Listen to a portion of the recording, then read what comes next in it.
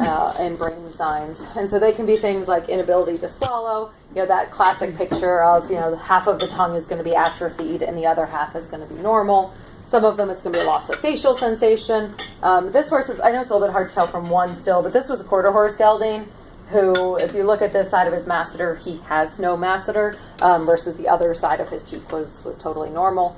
We'll see abnormal upper airway function. So again, that horse that all of a sudden is roaring or has dynamic collapse of the airway when it's actually working, may have some head tilt.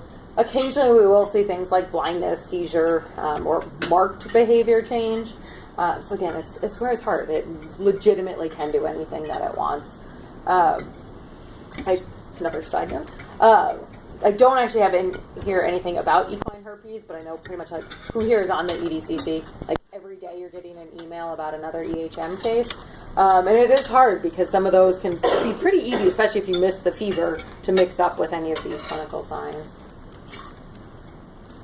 All right, so if you have that horse that is presenting for potential EPM, obviously a good physical exam, and that's where, again, having vitals is going to be helpful, because if that horse has a fever, it's pretty unlikely that it's EPM. Again, then you need to be thinking about more things like herpes or Lyme disease or those other potential causes. Good lameness exam, good neuro exam. Like I said, the history with geography arguably was more helpful before we knew about Neospora. But still, again, helpful to know, did that horse just have some stressful event or go for a long trailer ride that would increase his likelihood of potentially having EPM? And then part of it is still going to be, again, trying to rule out other diseases, especially, again, if it's, a lameness that blocks out when you, do a low 4-point on that horse. Obviously, that's not EPM. Versus if it is something that you can't change with any of your other diagnostics.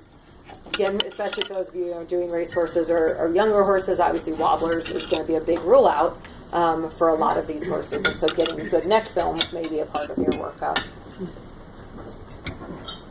In terms of blood testing, CBC, chemistry, generally not going to be helpful for true diagnosis of EPM.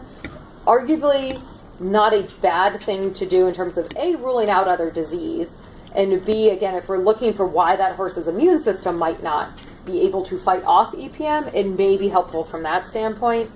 Also, CBC, arguably helpful if we talk about pyrimethamine sulfadiazine as a treatment. You want to know that that horse isn't anemic going in. Nick Pasterla, who's an internist at UC Davis, also has a really good story about this horse that came in. Everything about it looked like EPM. It had carved out its left gluteals, had a gait abnormality in its right front, and had some sort of brainstem sign where everything about it's multifocal, looks like EPM. Owner and resident keep saying to him, "Can you do a CBC?" And he's like, "No, that's a waste of your money. No, that's a waste of your money." So, taps the horse, does all this stuff, ultimately runs a CBC, and the horse had a white blood cell count of 75,000 because it had lymphoma. So it's reasonably easy thing to start with to rule out, but again, will not specifically help with the diagnosis of EPM. This is where I always feel like everyone wants to throw things at me. Unfortunately, at the end of